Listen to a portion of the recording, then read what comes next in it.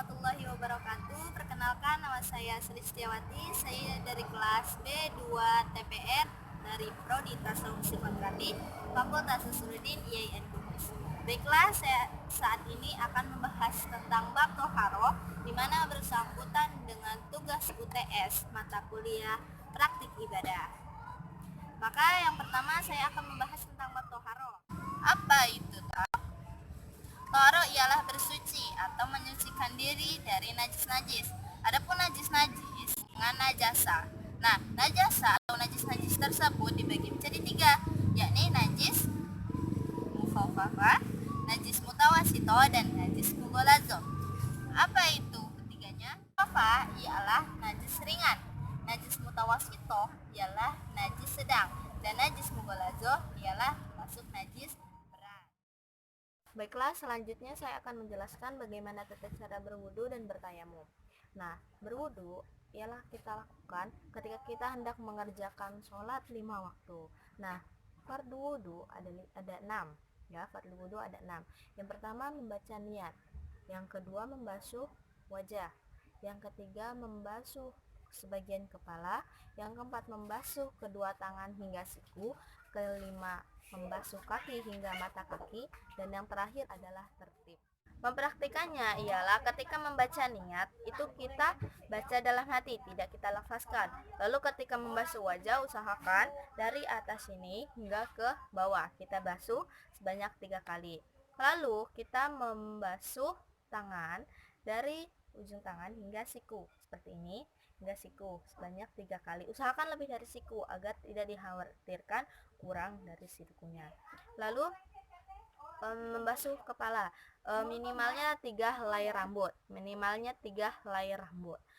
Lalu membasuh kaki dari jari-jari hingga mata kaki, usahakan lebih dari itu. Nah, lalu bagaimana cara tayamum?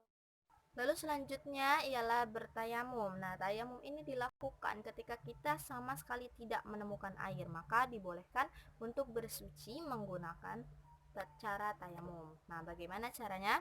Pertama, kita harus mencari tempat yang suci, debu yang suci.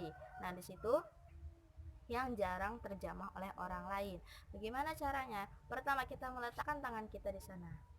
Nah, seperti ini. Lalu pertama-tama kita usap muka.